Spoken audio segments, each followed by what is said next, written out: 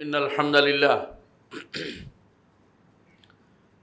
لله نحمده ونستعينه ونستغفره ونعوذ بالله من شرور أنفسنا ومن سيئات أعمالنا من يهده الله فلا مضل له ومن يضلل فلا هادي له وأشهد أن لا إله إلا الله وحده لا شريك له وأشهد أن محمدا عبده ورسوله يا أيها الناس اتقوا ربكم الذي خلقكم من نفس واحدة وخلق منها زوجها وبث منهما رجالا كثيرا ونساء واتقوا الله الذي تساءلون به والأرحام إن الله كان عليكم رقيبا يا أيها الذين آمنوا اتقوا الله حق تقاته ولا تموتن إلا وأنتم مسلمون يا أيها الذين آمنوا اتقوا الله وقولوا قولا سديدا يصلح لكم أعمالكم ويغفر لكم ذنوبكم ومن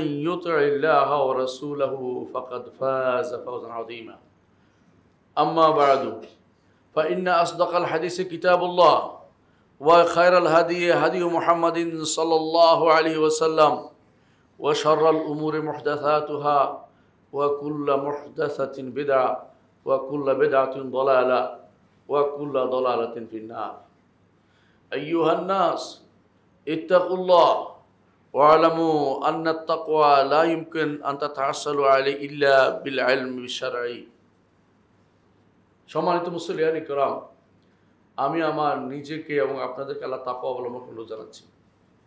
যেই তাকওয়া অবলম্বন করার জন্য আপনার ইলমের দরকার আছে। কিসের থেকে বাঁচবেন? তাকওয়া শব্দের মূল অর্থ হচ্ছে সচেতনতা। নিজেকে সচেতন রাখবেন যাতে অন্যায় না পড়েন, নিজেকে সচেতন রাখবেন যাতে আল্লাহর বিরোধিতা না করেন, অবাধ্যতায় না যান। নিজে সচেতন রাখবেন, জানতে হবে কোনটাতে আল্লাহর সন্তুষ্টি রয়েছে আর কোনটাতে আল্লাহর অসন্তুষ্টি রয়েছে। একজন ঈমানদারের দায়িত্ব হচ্ছে সবসময় সে আল্লাহর সন্তুষ্টি খুঁজবে আর অসন্তুষ্টি থেকে নিজেকে বাঁচার চেষ্টা চালিয়ে যাবে। এইটার নামই হচ্ছে তাকওয়া। এই তাকওয়া অর্জন করতে হলে আপনাকে জানতেই হবে কোন জিনিস আপনি ধারণ করলে আপনি জান্নাতে যেতে পারবেন আর কোন জিনিস থেকে মুক্ত থাকলে আপনি জাহান্নাম থেকে মুক্তি পাবেন। এই জন্য আপনাকে জানতে হবে আল্লাহর নির্দেশকে, আল্লাহর নিষেধকে, এবং সর্বাগ্রে জানতে হবে আল্লাহ রাব্বুল আলামিনকে। এই জন্য তাকওয়া অর্জন করতে হলে কার তাকওয়া অর্জন করছে সেটা আপনার সাথে থাকতে হবে। এসবের মূল হচ্ছে আপনাকে দিন সম্পর্কে জানতে হবে, আপনাকে শরিয়া সম্পর্কে জানতে হবে, আপনাকে আল্লাহ তাআলা সম্পর্কে জানতে হবে, রাসূল সম্পর্কে জানতে হবে। জ্ঞান অর্জন করতে হবে আপনাকে। জ্ঞান অর্জন না করে কোনো কিছু পার পেতে পারবেন না। সম্মানিত মুসল্লিয়ান ইকরাম, আল্লাহ তাআলা জ্ঞান অর্জন যে বিশাল মর্যাদাপূর্ণ কাজ, এটা প্রমাণ করেছেন বিশাল একটি কাজ দিয়ে, যেটা আপনারা জানেন। আদম আলাইহিস সালাতু ওয়াস সালামকে এমন জ্ঞান দিলেন যা তিনি ফেরেশতাদের দেননি। তারপর আল্লাহ তাআলা জিজ্ঞাসা করলেন এগুলির নাম বলো। ফেরেশতারা বলতে পারল না, আদম আলাইহিস সালাতু ওয়াস সালাম বলে দিলেন, আম্বিউনি বিআসমাই হাউলা, এগুলির নাম বলো। যদি তোমরা সত্যবাদী হও, তোমরা যা বলেছো সঠিক হও, সত্যবাদী হও যে তোমরাই শ্রেষ্ঠত্ব প্রমাণের জন্য ইলমকে আল্লাহ তাআলা মানদণ্ড হিসেবে নির্ধারণ করেছেন। সেই জন্য আদম আলাইহিস সালাতু ওয়াস সালাম শ্রেষ্ঠত্ব পেয়েছেন, ফেরেশতাদের উপরে তিনি শ্রেষ্ঠত্ব পেয়েছেন। ফেরেশতারা তাকে সম্মান করেছে, এবং ফেরেশতাদেরকে আল্লাহ তাআলা আদম সন্তানের জন্য তাদের উপকারে নিয়োজিত করে দিয়েছেন। ফেরেশতারা আমাদের ভালো চায়। ফেরেশতারা যারা দ্বীন ও শরিয়া মানে তাদের ভালো চায়, আর যারা দ্বীন ও শরিয়া মানে না তার বিরুদ্ধে তারা বদদোয়া করে। দ্বীন ও ঈমান যারা মানে, শরিয়া মেনে চলে, তাদের জন্য তারা দোয়া করে। এসবের মূল কারণ হচ্ছে শ্রেষ্ঠত্ব দিয়েছেন আদমকে কি দিয়ে? ইলম দিয়ে। ইলমের কারণে তিনি শ্রেষ্ঠত্ব পেয়েছেন। সুতরাং আপনাকে, আমাকে, সবাইকে জ্ঞান অর্জনের ব্যাপারে গুরুত্ব দিতে হবে। আল্লাহ তাআলা দুনিয়ার বুকে যাকে জ্ঞান দিয়েছেন তাকে আল্লাহ তাআলা মর্যাদাপূর্ণ করেছেন। যাকে জ্ঞান দেন তাকে মর্যাদাপূর্ণ করেন। আল্লাহ তাআলা কোরআনে কারীমে বলেছেন, ইয়ারফাইল্লাহুল্লাযিনা আমানু মিনকুম ওয়াল্লাযিনা উতুল ইলমা দারাজাত। তোমাদের মধ্যে যারা ঈমান এনেছে এবং ইলম তাদেরকে দেয়া হয়েছে তাদেরকে আল্লাহ তাআলা মর্যাদা উন্নীত করেন, মর্যাদা উন্নীত করেন। সুতরাং জ্ঞানের মাধ্যমেই আপনার মর্যাদা উন্নীত হবে। যার যত জ্ঞান আছে তার মর্যাদা উন্নীত হবে স্বাভাবিকভাবেই। কেউ কোনো কথা বলতে হলে জ্ঞানের কথা শুনতে চায়, জ্ঞানের কথা শুনতে চায়। আর জ্ঞানের কারণেই এই মিম্বরগুলো আপনাদের সামনে আছে, যে জ্ঞানীরা এখান থেকে বক্তব্য দেয়। জ্ঞানের কারণেই ফতোয়া নিতে যান আলেমদের কাছে, জ্ঞানের কারণেই কোনো জ্ঞানীর কাছে যাই আপনি বসতে চান, শুনতে চান। এই জন্য জ্ঞানের মর্যাদা এটাই আলাদা। কিন্তু সব জ্ঞান তো উদ্দেশ্য হতে পারে না। রাসূলুল্লাহ সাল্লাল্লাহু আলাইহি ওয়াসাল্লাম কিছু জ্ঞান থেকে আল্লাহর কাছে আশ্রয় চেয়েছেন। তিনি বলেছেন, আউযু বিল্লাহি মিন ইলমিন লা ইয়ানফা। আল্লাহ এমন বিদ্যা থেকে আপনার কাছে আশ্রয় চাই যেই বিদ্যা কোনো কাজে লাগে না, দুনিয়াতেও কাজে লাগে না, আখিরাতেও কাজে লাগে না। কোনো বিদ্যা আছে আপনি দুনিয়াতে কেন পড়ছেন সেটাও আপনি জানেন না। যেমন দর্শন বিদ্যা কোনো কাজে লাগে না, যেমনিভাবে আখিরাতে এটা দুনিয়াতেও কাজে লাগে না, আখিরাতেও কাজে লাগে না। এরকম আপনি অনেক ইউনিভার্সিটিগুলোতে অনেক শাখা দেখবেন, অনেক ডিপার্টমেন্ট দেখবেন যেগুলো দুনিয়াতেও কাজে লাগে না, আখিরাতেও কাজে লাগে না। তারা এখানে পড়ালেখা করে নাস্তিক হয়ে তারপরে সরকারি চাকরিতে ঢুকার জন্য আবার সে পদ্মা সেতুর কয়টা ফিলার গনে তারপর সরকারি চাকরিতে ঢুকে। এরা আসলে দিনেরও কাজে লাগে নাই, দুনিয়ারও কাজে লাগে নাই। এরকম জ্ঞানের শাখা বহুত আছে। আর এগুলি চালু করার জন্য বহু মানুষ বসে আছে যারা এই জাতীয় নতুন নতুন জ্ঞানের শাখা বানাচ্ছে বসে বসে। নতুন দেখবেন যারা নতুন বলতেছে, একই জিনিস ডিপার্টমেন্ট 3টা 5টা পাবেন, সবগুলিতে একই জিনিস পড়ানো হচ্ছে, নাম ভিন্ন ভিন্ন। কারণ কতগুলি দাস তৈরি করবে, কতগুলি সেবা দাস তৈরি করবে, কতগুলি নাস্তিক তৈরি করবে, নাস্তিক তৈরি করার কারখানা তৈরি করে দিচ্ছে এই সমস্ত জিনিস দিয়ে। এগুলি জ্ঞানের জিনিস হতে পারে না। এগুলির কারণে মর্যাদা দিয়েছে সেটা হতে পারে না। এগুলির কারণে আপনি মর্যাদা পাচ্ছেন তা কিন্তু হবে না কোনো দিন। আপনাকে মর্যাদা পেতে হলে একমাত্র সেইটা দিয়ে মর্যাদা পেতে হবে যেটা আল্লাহ তাআলা আমাদের কাছ থেকে চেয়েছেন। সেটা কি? সবচেয়ে সম্মানিত ইলম, সবচেয়ে উপরের ইলম, গুরুত্বপূর্ণ ইলম এবং মর্যাদাপূর্ণ ইলম, সেটা হচ্ছে আল্লাহ সম্পর্কে জানা। আল্লাহ সম্পর্কে জানা। দুনিয়াতে এসেছে আল্লাহ সম্পর্কে জানতে পারেনি, তার মতো হতভাগা আর কেউ নেই। ইবনে তাইমিয়া রাহমাতুল্লাহ আলাইহি বলতেন, দুনিয়াতে সবচেয়ে বড় নেয়ামত হচ্ছে আল্লাহ সম্পর্কে জানা, আর আখিরাতের সবচেয়ে বড় নেয়ামত হচ্ছে আল্লাহ তাআলাকে দেখা।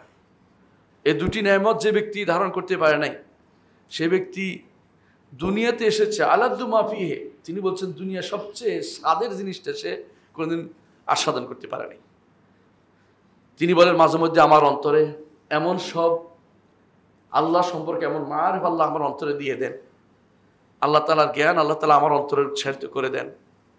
আমি বলি যদি দুনিয়ার বাদশারা জানতো আমি কি আনন্দে আছি, তা আমার জন্য তারা তরবারি নিয়ে যুদ্ধ করতে, দুইটা আমার দিয়ে দাও। লা জাদালুনা বিসিয়ুফ, তরবারি নিয়ে আসতো যে ওইটা আমার দাও। এই আনন্দ কখন হয়? আল্লাহ সম্পর্কে যে ব্যক্তি জানতে পারে। আল্লাহ সম্পর্কে জানা হচ্ছে দুনিয়ার সবচেয়ে বড় নেয়ামত। আল্লাহ সম্পর্কে অজ্ঞতা হচ্ছে দুনিয়ার সবচেয়ে বড় জাহালত, মূর্খতা। দুনিয়ার সব জেনেছেন, আল্লাহ সম্পর্কে জানতে পারেন না, আপনি মূর্খ। আপনি অনেক কিছু জানেন, নাহু সরফের গোলা হয়ে গেছেন, আপনি মান্তেক পড়েছেন, আপনি মাইবুজি পড়েছেন, আপনি হ্যাকমত পড়েছেন, কিন্তু আল্লাহ সম্পর্কে আপনি কোরআন এবং সুন্নাহর অনুসৃত নীতি অবলম্বন করেননি, আপনি আল্লাহ সম্পর্কে জানতে পারেননি। আল্লাহ সম্পর্কে জানার অর্থ কি? বলতে হবে আল্লাহ সম্পর্কে আমরা কি জানবো? আল্লাহর জাত সম্পর্কে জানতে হবে, আল্লাহর সত্তা সম্পর্কে জানতে হবে। আপনাকে কি আল্লাহ তার সত্তা সম্পর্কে জ্ঞান দিয়েছেন? অবশ্যই দিয়েছেন। কাফেররা যখন জিজ্ঞাসা করলো আপনি যে আল্লাহর দিকে ডাকছেন, সে আল্লাহর বংশ পরিচয় দেন, আল্লাহর পরিচয় দেন, পরিচয় লাগবেই। মানুষ কারো দিকে আহ্বান করলে বলতে হয় যে পরিচয় দেন। তখন আল্লাহ তাআলা আয়াত নাযিল করলেন, কুল হুয়াল্লাহু আহাদ আল্লাহুস সামাদ লাম ইয়ালিদ ওয়া লাম ইউলাদ ওয়া লাম ইয়াকুল লাহু কুফুয়ান আহাদ। আল্লাহ তাআলা তিনি একক, অনন্য সত্তা, একক অনন্য সত্তা, যেই সত্তার সাথে কোনো কিছু তুলনা করা চলে না, তার মতো কিছু হতে পারে না, এবং কোনো কিছু তার মতো হতে পারে না। তিনিও কারো কিছু মতো নন, কোনো দিক থেকে নন। তিনি তার পরিচয় নিজে দিয়েছেন যে তিনি আহাদ। তিনি তার পরিচয় দিয়েছেন তিনি সমাদ, আল্লাহ আহাদ আল্লাহ সমাদ। তিনি অমুখাপেক্ষী, সবাই তার মুখাপেক্ষী, এটা তার পরিচয় তিনি দিয়েছেন। এমন এক সত্তা যে তিনি সবাই তার মুখাপেক্ষী, কেউ কারো মুখাপেক্ষী তিনি নন। কারো কিছু, তার কোনো কিছু বর্ধিত হবে না। আপনি যদি কোনো একেবারে মোত্তাকি হয়ে যান, মোত্তাকি সবচেয়ে বড় মোত্তাকি, আতকা রাজুল রাজুল কালবে রাজুল, সবাই মিলে যদি কোনো মোত্তাকি হয়ে যান, মা যাদা ফি মুলকি শাইআন, হাদিসে কুদসিতে আল্লাহ তাআলা বলেন আমার রাজত্বে কোনো কিছু বেড়ে যাবে না। আর যদি সবাই যদি মুনাফিক কাফির হয়ে যান, মা নাকাসা ফি মুলকি শাইআন, আমার রাজত্বের কোনো কিছু কমবে না।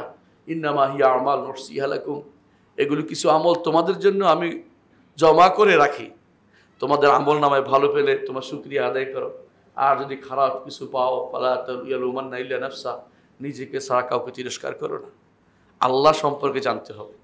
আল্লাহ সম্পর্কে জ্ঞান হচ্ছে, 1 নম্বর হচ্ছে তিনি আহাদ, 2 নম্বর হচ্ছে তিনি সমাদ, 3 নম্বর হচ্ছে তিনি জন্ম দেন না, জন্ম নেন না, অর্থাৎ সৃষ্টির কোনো কিছুর মুখে মুখাপেক্ষী নন। ওয়ালাম ইয়াকুল্লাহু কুফুয়ান আহাদ, কারো কেউ তার সমকক্ষ নয়, তিনিও কারো সমকক্ষতার দাবি করেন না। এটা প্রথম শিক্ষা। এই 3টা জিনিস পেয়ে গেছেন আপনি, যে তিনি আহাদ, সমাদ, এবং তিনি লাম ইয়াকুল্লাহু কুফুয়ান আহাদ। লাম ইয়ালিদ ওয়া লাম ইউলাদ হচ্ছে সমাদের ব্যাখ্যা, আর ওয়ালাম ইয়াকুল্লাহু কুফুয়ান আহাদ 3টে জিনিস পেয়েছেন। 4 নম্বর আল্লাহুল্লাযী খালাকাস সামাওয়াতি ওয়াল আরদা ওয়া বাইনাহুমা ফি সিত্তাতি আইয়াম সুম্মা ইসতাওয়া আলাল আরশ, তার পরিচয় তিনি দিয়েছেন যিনি আরশের উপর রয়েছেন। তার পরিচয় তিনি আরশের উপর রয়েছেন, 4 নম্বর এটা। 5 নম্বর তিনি বাইনুম মিন খালকিহি, সৃষ্টি থেকে আলাদা, এইটা আপনাকে জানতে হবে। আর 6 নম্বর আপনাকে জানতে হবে আলিন আলা খালকিহি, তার সমস্ত সৃষ্টির উপরে তিনি, যেটা আপনি বলেন সুবহান রাব্বিয়াল আযীম, সুবহান রাব্বিয়াল আ'লা, তিনি সব কিছু হচ্ছে বড়। এটা 7 নম্বর। আল্লাহকে জানতে হলে বেশি দূর যাওয়া লাগে না, সহজ করে দিয়েছেন। যে কেউ সূরা ইখলাস পড়বে আল্লাহ সম্পর্কে জানতে পারবে। এজন্য যখনই মানুষের অন্তরে কোনো শয়তান বুদবুদ আকারে খারাপ কিছু এনে দেয়, ঈমানদারকে কি বলতে বলা হয়েছে? ঈমানদারকে বলতে বলা হয়েছে কুল হুয়াল্লাহু আহাদ আল্লাহুস সামাদ লাম ইয়ালিদ ওয়া লাম ইউলাদ ওয়া লাম ইয়াকুল লাহু কুফুয়ান আহাদ। এটা বললে অন্তর থেকে শয়তানের যে সমস্ত কুমন্ত্রণা আছে তা চলে যাবে। শয়তান সে আর কুমন্ত্রণা দিতে পারবে না। এটা সবার আগে জানতে হবে। আল্লাহর জাত সম্পর্কে জানতে হবে, জাতের পরে আল্লাহর কর্ম সম্পর্কে জানতে হবে। জগতের সব কিছু আল্লাহর কর্ম, জগতের সব কিছু, এর বাইরেও আল্লাহর কর্ম আছে। আমরা আল্লাহর কর্ম, জগৎ সৃষ্টিকুল আল্লাহর কর্ম, পুরোটাই আল্লাহর কর্ম। এটার বাইরে কেউ অন্য কেউ সৃষ্টি করেনি, আল্লাহ সবকে সৃষ্টি করেছেন। এইটা আপনাকে জানতে হবে, এইটা জানা জরুরি সর্বাগ্রে। এইটা যদি জানেন, অন্যের কাছে অন্যের ইবাদত করতে পারবেন না। কারণ আপনি জানেন যে সৃষ্টি করে, যে আপনাকে সৃষ্টি করেছে তিনি আপনার আনুগত্য পাওয়ার যোগ্য।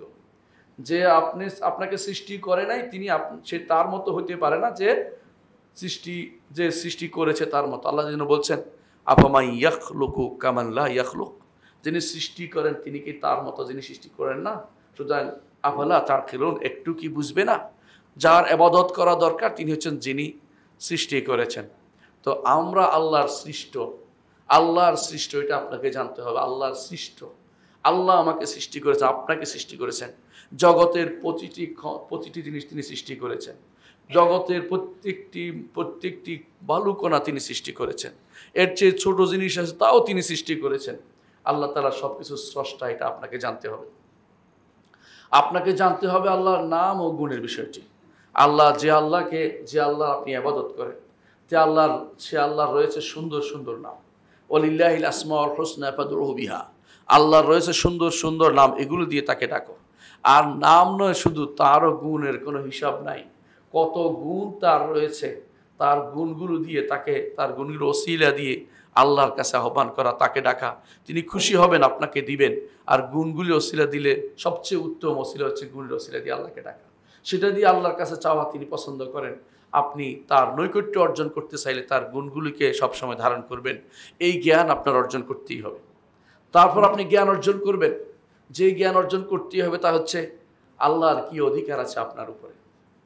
আল্লাহ আপনাকে সৃষ্টি করেছেন এমন এক সত্তা যার নাম আছে, গুণ আছে, আপনি যার কর্ম, এবং যিনি আপনাকে সব কিছু দিয়ে বড় করছেন। আপনি যা চাননি তাও পেয়েছেন। এমন অনেক কিছু আপনি পেয়েছেন যা আপনি চেয়ে নিতে পারতেন না। চোখের আলো আপনি পেয়ে যাচ্ছেন বিনা চাওয়াতে। একটু চিন্তা করেন, যার চোখের আলো নেই সে কত কষ্ট করছে, কত জায়গায় ঘুরছে, কি জন্য? একটু চোখের আলোর জন্য।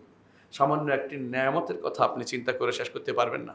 আপনি আল্লাহর নেয়ামত কখনো গুণে শেষ করতে পারবেন না। আল্লাহ এই জন্য বলছেন, ওয়াইন তাউদ্দু নি'মাতাল্লাহি লা তুহসুহা, যদি আল্লাহর নেয়ামতকে তোমরা গণেও কোনোদিন গুণে শেষ করতে পারবেন না। তাহলে মানুষ জলুম এবং কাফফার, জালেম এবং অতিমাত্রায় সে শুকরিয়া করে না, অকৃতজ্ঞ, এই মানুষকে আল্লাহ তাআলা এই জন্য বারবার স্মরণ করে দিয়েছেন। আল্লাহর কত নেয়ামত আছে সেগুলো তুমি স্মরণ করো। তোমাকে আল্লাহ তাআলা কত নেয়ামত দিয়েছে। এর বিপরীতে তিনি কি চান? এমন কিছু চান না যে তোমার জীবনকে দুর্বিষহ করে বলবে, বরং এমন কিছু চান যেটা তোমার আল্লাহকে স্মরণ করে দিবে, তোমারই কাজে লাগবে, তোমার জন্যই কাজে লাগবে। সেটা কি? তার জন্য ইবাদত করবে, তার মুখী হবে।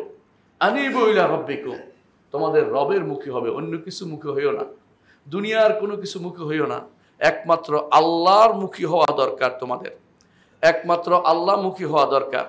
সুতরাং আল্লাহমুখী হওয়ার বিষয়টি প্রত্যেকটি মানুষের কর্তব্য। আল্লাহ তাআলা যা করতে বলেছেন সেটা করবেন। সেটা কি? 5 ওয়াক্ত সালাত আদায় করবেন, একটাও বাদ দিবেন না। যাকাত দিবেন, হজ করবেন, সওম পালন করবেন। যদি পয়সাওয়ালা হয় যাকাত দিবেন এবং হজ করবেন। পয়সাওয়ালা হলে হজ করবেন, পয়সাওয়ালা হলে যাকাত দিবেন। না হলে আপনি তিনটা অসুস্থ হলে আরেকটা কমে গেছে, আপনার উপর কঠিন করা হয় নাই, আপনার সাধ্যের ভিতরে রেখেছেন। লা ইউকাল্লিফুল্লাহু নাফসান ইল্লা উসআহা, লা ইউকাল্লিফুল্লাহু নাফসান ইল্লা মা আতাহা। আল্লাহ তাকে যা দিয়েছেন এর মধ্যেই তাকে করতে বলেছেন। এমনকি সালাত ছাড়া অন্য সবগুলিতে আপনার কিছু না কিছু ছাড় আছে। আপনি দেখতে পাচ্ছেন সবগুলি ছাড় আছে। হ্যাঁ, সালাতটা আপনি তার তার মা তার ইবাদত করবেন, তার দাস আপনি, এটা প্রমাণ হচ্ছে আপনি তার 5 ওয়াক্ত সালাত যথাযথভাবে আদায় করবেন। আর সুতরাং আপনার ইবাদতটাও যেন আল্লাহর জন্য শুধু খালেস হয়, এইটা আপনি খেয়াল করবেন। এই ইলম আপনাকে জানতে হবে। কিভাবে জানবেন? কি দিয়ে ইবাদত করবেন, কিভাবে ইবাদত করবেন, এটাও আপনাকে জানতে হবে। আর জানবেন আল্লাহর নির্দেশনাকে, আল্লাহর বিধিবিধানকে, আল্লাহর শরীয়তকে জানবেন। এটা না জানলে আপনি জ্ঞানী হতে পারবেন না। সব জেনেছেন যেগুলি আমি বলেছি এতক্ষণ ধরে, আল্লাহ সম্পর্কে জানতে পারেন নাই।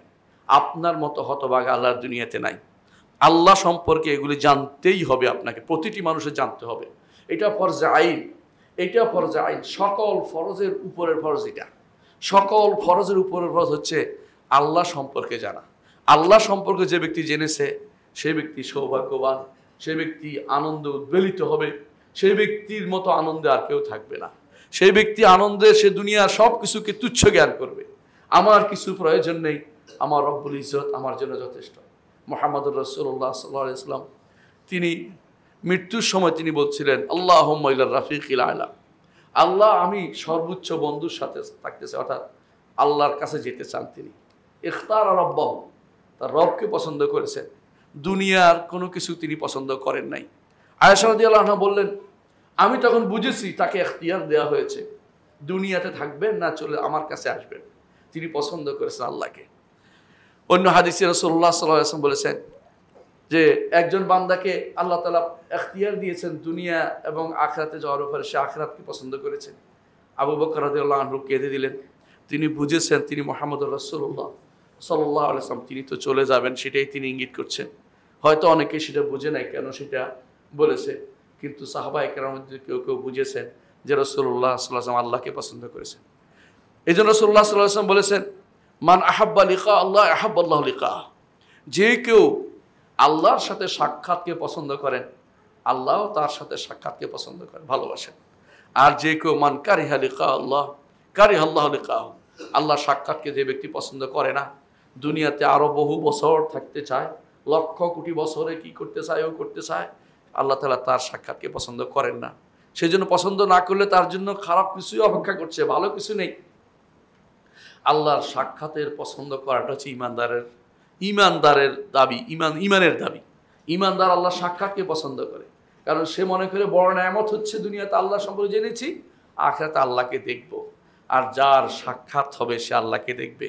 আলেমরা এটাই বলেন যে লেখা শব্দ পুরো আখিরাতে যেখানেই আসছে এর অর্থই হচ্ছে আল্লাহকে দেখা। এটাই প্রমাণ করে যে আল্লাহকে দেখা যাবে। দুর্ভাগ্যবশত কিছু মানুষ আল্লাহ তাআলার সাক্ষাৎকে তারা মনে উপলব্ধি করা বলেছে, আল্লাহকে দেখার বিষয় তারা এখনো মানেনি। এই সমাজে এদের সংখ্যাই অনেক বেশি। এরা দুর্ভাগা, আল্লাহর দেখার মতো নেয়ামত তারা অর্জন করতে পারেনি। অথচ প্রতিদিন আমরা দোয়া করে বলি ওয়া আসআলুকা নাযরা ইলা ওয়াজহিকাল কারীম, আল্লাহ আপনার চেহারার দিকে তাকানোর সে আনন্দটা আপনার কাছে আমি চাই। চেহারা তাকানোর মতো আনন্দ পাওয়ার সে সাহায্য পাবো, এটা আপনার কাছে চাই। প্রতিদিন আমরা এই দোয়া করি, শেষ বৈঠকে অথবা সকালে বিকেলে দোয়াটা করি। কেন করি? যাতে করে এই নেয়ামতটা আমরা পেতে পারি। মনে রাখবেন, এই ইলমের জন্য আল্লাহ তাআলা সমস্ত নবী রাসূলদেরকে পাঠিয়েছেন। এই ইলমের জন্য সমস্ত নবী রাসূলকে আল্লাহ তাআলা পাঠিয়েছেন। কোনটা? আল্লাহ সম্পর্কে জ্ঞান দিতে।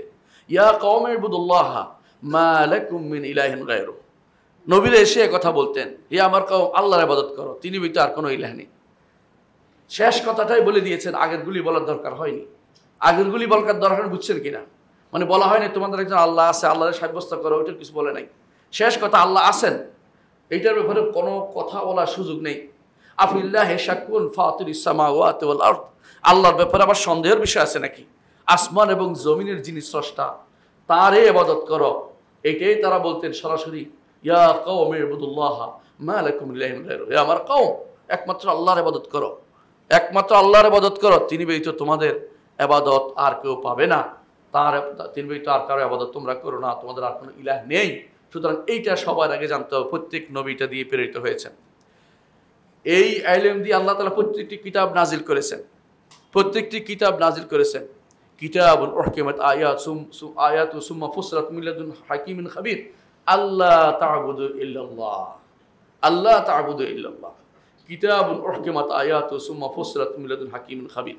আল্লাহ তাআলা বলছেন কিতাব সব নাজিল করেছেন, উহকিমাত আয়াতুহু, মজবুত সুদৃঢ় করেছেন তার আয়াত, সুম্মা ফুসিলাত মিন লাদুন হাকিমিন খাবীর, সেটাকে বিস্তৃত করেছেন রব্বুল আলামিনের পক্ষ থেকে। হাকিম, খাবীর, তিনি হিকমত ওয়ালা, তিনি জানেন, হুকুমদাতা তিনি, খাবীর তিনি, মানুষের অন্তরের অন্তঃস্থল কি আছে সেটাও তিনি জানেন। ইয়ালামুস সিররা ওয়া আখফা, খবর রাখেন আপনি অন্তর কি গোপন করেছেন, বাইরে কি প্রকাশ করছেন, অন্তর কি উদিত হচ্ছে, সবই তিনি জানেন। তার কাছে লুকানোর কোনো কিছু নাই, লুকাইতে পারবেন না। তিনি জানেন, তিনি আপনার কাছে কিতাব নাজিল করেছেন কি জন্য? লিইখরিজান নাস মিনাজ যুলুমাতি ইলান নূর, অন্ধকার থেকে আলোতে নিয়ে যাবেন। অন্ধকার হচ্ছে জাহালত, আলো হচ্ছে ইলম, ইলমের দিকে নিয়ে যাবেন। আর কি জন্য বলেছেন? ফুসিলাত মিন লাদুন হাকিমিন খাবীর, আল্লাহ তা'বুদু ইল্লাল্লাহ, যেন একমাত্র আল্লাহর ইবাদত হয়, আল্লাহ ব্যতীত কারো ইবাদত না হয়। তাহলে কিতাবও নাজিল করেছেন একমাত্র আল্লাহর ইবাদতকে প্রতিষ্ঠা করার জন্য, আল্লাহকে জানার জন্য এবং তার হক আদায় করার জন্য। এই ইলমের মাধ্যমে আল্লাহ তাআলা মানুষদেরকে নাজাত দিবেন। যদি কারো আল্লাহ সম্পর্কে জ্ঞান না থাকে, সে ব্যক্তি নাজাত পাবে না। এই জন্য কবরে গেলে আপনাকে প্রশ্ন করা হবে, মার রব্বুকা, তোমার রব কে ছিল? এটা উত্তর দিতে না পারলে পার পেতে পারবেন না। ওমা দীনুকা, শুধু রব মানলেই হবে না, আপনি ইবাদত কার করেছেন সেটা আপনাকে জিজ্ঞাসা করা হবে। ওমা দীনুকা ওমান নবিয়ুকা, এই প্রশ্নগুলি আপনার জানতেই হবে। এই হচ্ছে দ্বীনি ইলম, এটার নাম। দুনিয়ার কোনো কিছু জিজ্ঞাসা করা হবে না। আপনি কয়টা কম্পিউটার বানিয়েছেন, কয়টা বিল্ডিং বানিয়েছেন, কয়টা এই করেছেন ওই করেছেন, কিছু জিজ্ঞাসা করবে না। তিনটি প্রশ্ন করা হবে আপনাকে। নাজাত পেতে হলে আপনাকে এই তিনটি প্রশ্ন দুনিয়াকে জেনে যেতে হবে, তিনটি প্রশ্নের উত্তর। আর এগুলি জানলেই আপনি ইলমে শারঈর ধারক হবেন, শরীয়তের ইলমের ধারক হবেন। সুতরাং আপনি নাজাত পেতে হলে এই ইলম আপনার দরকার রয়েছে। এই ইলমের কারণেই বান্দা, একজন মানুষ নবীদের ওয়ারিস হয়। রাসূলুল্লাহ সাল্লাল্লাহু আলাইহি ওয়াসাল্লাম বলেছেন যে আল উলামা ওয়ারাসাতুল আম্বিয়া, নবীদের ওয়ারিস হয়। ওয়াইন্নামা ওয়াররাসুল ইলমা, নবীরা শুধুমাত্র লাম ইউওয়ারিসু দিনার ওয়ালা দিরহামান, কোনো টাকা পয়সা তারা রাখেন নাই, স্বর্ণ মুদ্র ওয়ারিস বানান নাই, কোনো রৌপ্য মুদ্র ওয়ারিস বানান নাই। তারা ওয়ারিস বানিয়েছে কিসের? ইলমের। নবীদের ইলম কোনটা? নবীদের ইলম কম্পিউটারও নয়, নবীদের ইলম তথাকথিত হিকমত নয়, দর্শনও নয়। নবীদের ইলম হচ্ছে আল্লাহ সম্পর্কে যে জ্ঞান, সেটা আল্লাহর ইবাদত কিভাবে করতে হবে সেই জ্ঞান, সেটা আল্লাহ তাআলা যে বিধান দিচ্ছেন সেই বিধানকে জানার ইবাদত নীতি, সেটা জানা হচ্ছে নবীদের ইলম। নবীদের ইলম ফামান আখাযাহু আখাযা বিহাদ্দিন ওয়াফির, যে ব্যক্তি সেটা গ্রহণ করতে পেরেছে সেই ব্যক্তি বিশাল ভান্ডারের অধিকারী হয়েছে। এই জন্য নবীদের ইলম যারা নিয়েছে তারা হচ্ছে এই ইলমের উত্তরসূরি, এই ইলমের উত্তরসূরি। আর নবীরা হচ্ছে ইলমের পূর্বসূরি, সেটা হচ্ছে দ্বীনি ইলম, শরীয়ত ইলম আপনাকে জানতেই হবে। এই জানা থেকে দূরে থাকতে পারবেন না। এটা যতটুকু জানবে ততটুকু নবীদের ওয়ারিস হইতে পারবে। যতটুকু আপনি যতটুকু নিয়েছেন অতটুকু পাইছেন মনে করবেন। আপনি বাবা থেকে যদি কোনো পুরো সম্পত্তি পান তাহলে আপনি সৌভাগ্যবান, যদি ভাগে একটু পান কম পেয়েছেন, কিছু না পাইলে আপনি বুঝবেন যে কিছুই ছিল না। সুতরাং যে ব্যক্তির কাছে নবীদের ওয়ারিসের ইলম নাই, নবীদের ইলম নাই, নবীরা যে রেখে গেছে সেটা ইলম নাই, সে ব্যক্তি কিছুই পায় নাই, কিছুই পায় না সে ব্যক্তি। আর যে ব্যক্তি নিতে পেরেছে সে ব্যক্তি পুরোটাই পাবে। পার্থক্য হচ্ছে বাবার সম্পদ একজনের কাছে থাকে, নবীদের ওয়ারিস অনেকের কাছেই থাকতে পারে। চেষ্টা করলে পুরোটাই নিতে পারে কেউ, যতটুকু তার অধিক চেষ্টা আছে আমি বড়টা নিব। এটা হিম্মা আলিয়ার ব্যাপার। আমি কতটুকু নিব নবীদের ওয়ারিস, নবীর রেখে যাওয়া ইলম থেকে আমি কতটুকু নিব, সেটা আমার আন্তরিক প্রচেষ্টা যখন থাকবে আল্লাহ ততটুকু আপনার উপরে সেটা ঢেলে দিবেন। আপনার প্রচেষ্টা থাকলে আল্লাহ আপনাকে নবীদের ইলমের ওয়ারিস বানাবে। নবীদের ইলমের ওয়ারিস হওয়া দরকার। এই ইলম আপনাকে, এই ইলম যত অন্তর থাকবে তত অন্তর শান্তি থাকবে। দুনিয়ার মানুষ আজ অনেক সম্পদের অধিকারী হচ্ছে কিন্তু অন্তরের শান্তি নেই। অন্তরের শান্তি ওই ব্যক্তির আছে যে ব্যক্তি কিছুই পায় নাই কিন্তু আল্লাহকে পেয়েছে, আল্লাহর দ্বীন জেনেছে, কিছুই পায় না আল্লাহর ইবাদত করে মনে শান্তি পেয়েছে। রাসূলুল্লাহ সাল্লাল্লাহু আলাইহি ওয়াসাল্লাম বলতেন, আরহনি বিসসালাতি ইয়া বিলাল, বিলাল আমার অন্তরটাকে শান্তি করে দে সালাত দিয়ে। বিলাল সালাতের সময় হয়েছে কিনা অপেক্ষায় থাকতেন, সালাত হলে তার আনন্দ আসতো, কারণ এর মাধ্যমে তিনি অন্তরের প্রশান্তি পান। আলা বিযিকরিল্লাহি তাতমাইনুল কুলুব, জেনে রাখো আল্লাহর জিকিরের মাধ্যমে অন্তরটা প্রশান্ত হয়।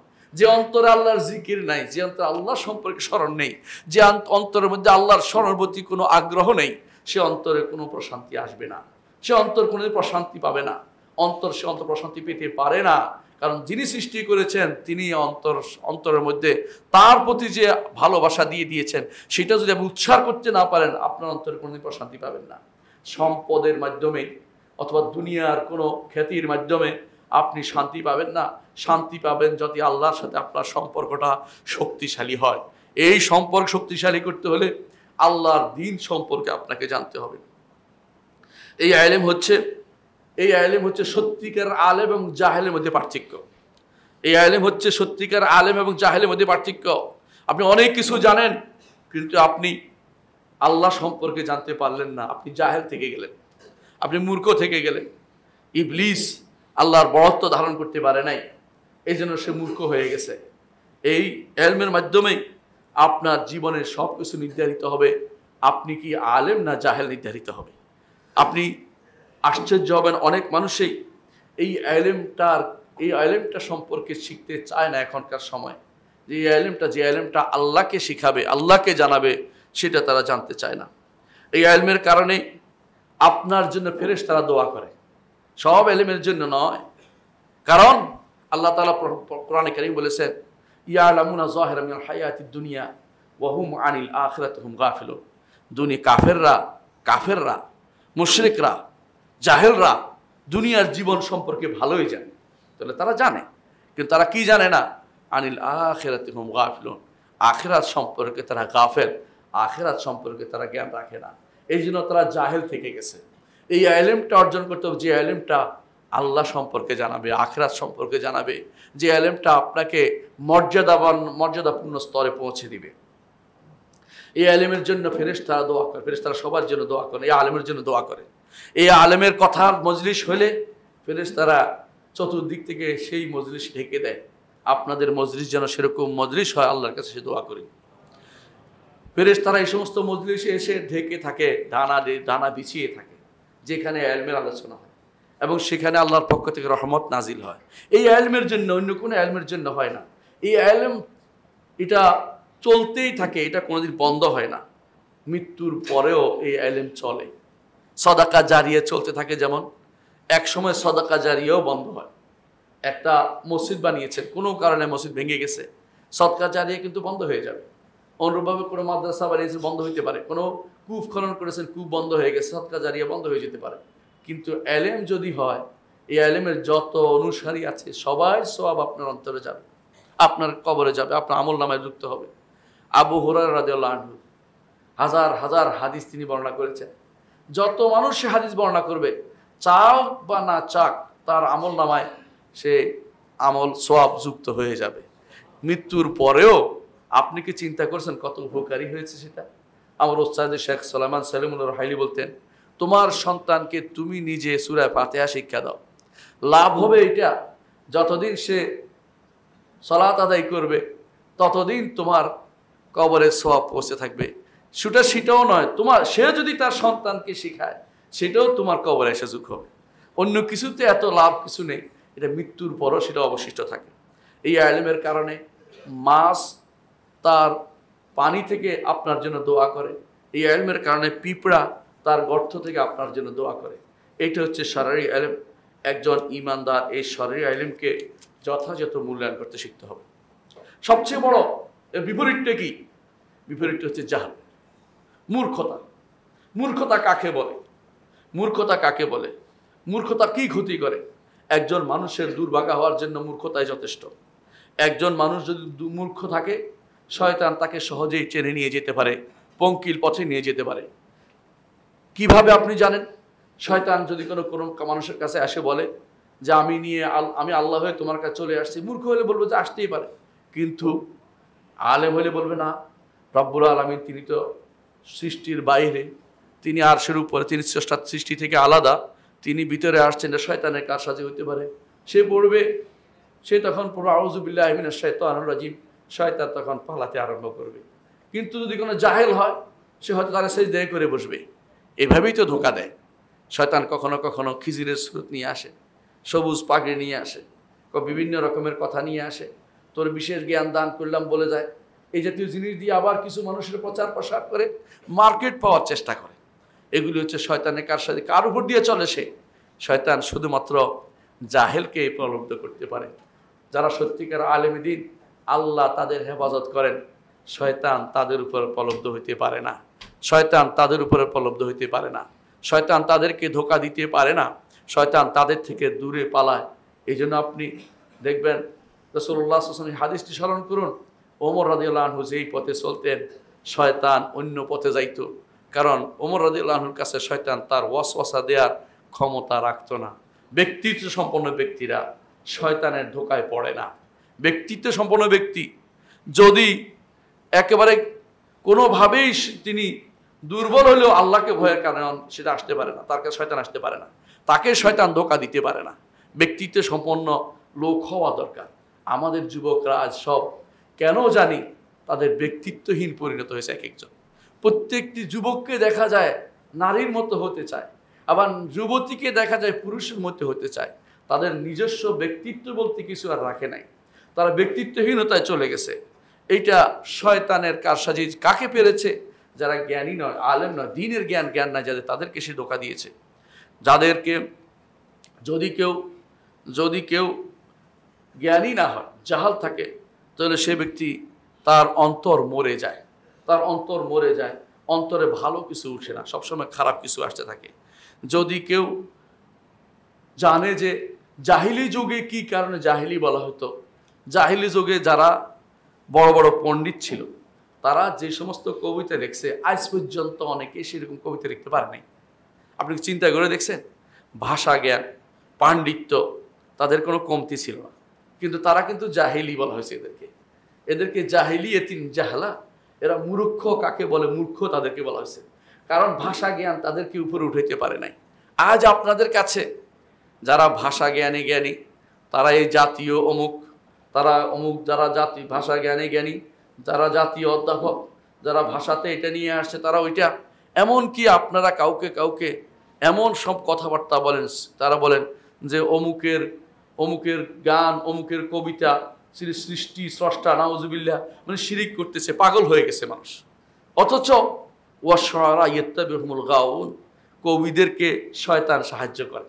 শয়তান প্রত্যেকটি কবির পিছনে লাগে, ইল্লাল্লাযীনা আমানু, শুধু হাতে গোনা ঈমানদার ব্যতীত।